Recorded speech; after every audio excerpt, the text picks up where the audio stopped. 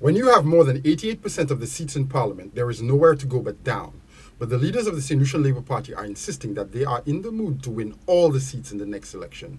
Is it a vain boast meant to spook the opposition into retreat?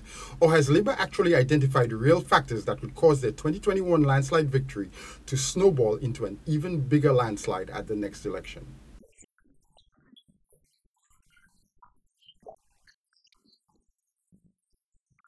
Richard Frederick is uniquely qualified to talk about the recent political evolution of St. Lucians.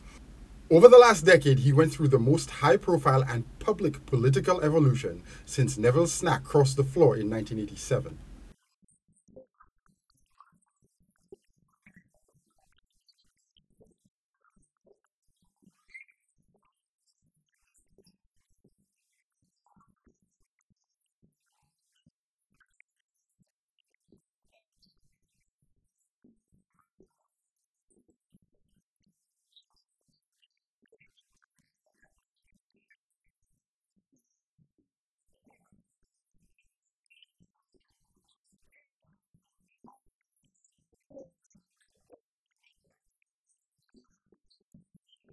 However, Richard Frederick is just one man, and statistics say there are at least 37,000 St. Lucians who do not care for performance data statistics or economic reports when picking their political preference.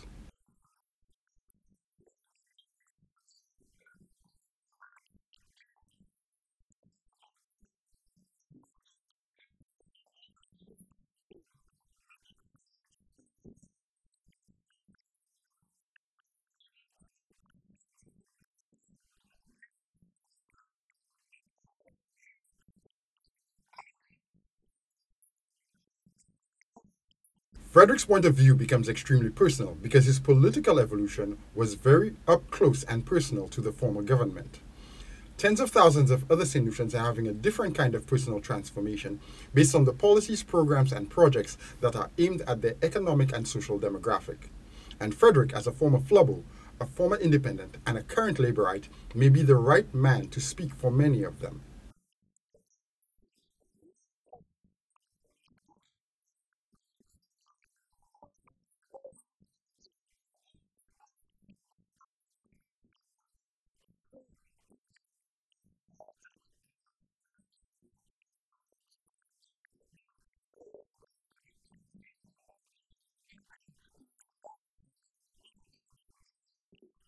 The Philip J. administration has deliberately developed programs that target each socioeconomic class and every age demographic so that every person who reaches out for opportunity can be touched by their policies.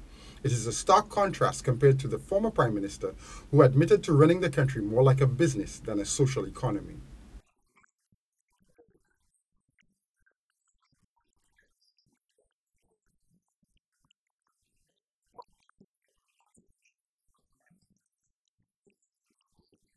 However, voters are notoriously fickle. In this century alone, Labour has lost two elections they had no good reason to lose.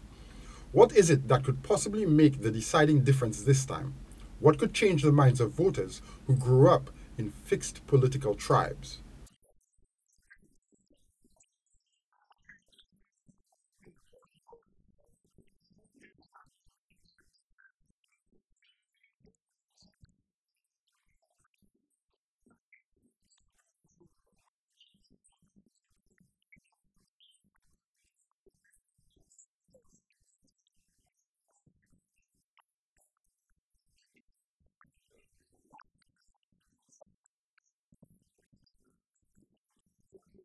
According to Frederick, the record and policies of Chasney and Pierre both tell a story to voters that neither politician can deny.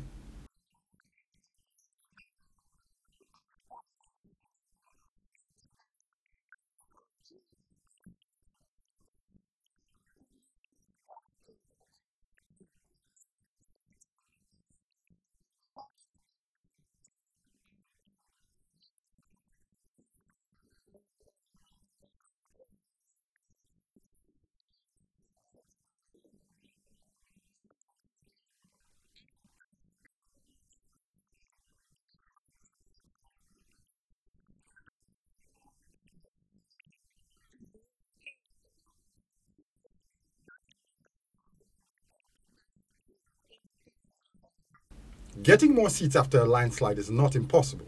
In fact, in neighboring Barbados, Mia Mottley twice routed the opposition party, winning all the seats. In that island, the ruling party depended heavily on the opposition to be disorganized and unprepared for the monumental challenge they faced. Perhaps in St. Lucia as well, the ruling party has been counting on the UWP leadership to make tactical errors, to continue to dabble in misinformation, and to prove themselves less attractive and less fit for the job than a government that is objectively performing better than any other government in the independence era. Perhaps St. Lucia's new political ideology is just a question of personal self-interest and voting with your wallet. For Choice News Now, I'm Jason Seaflay.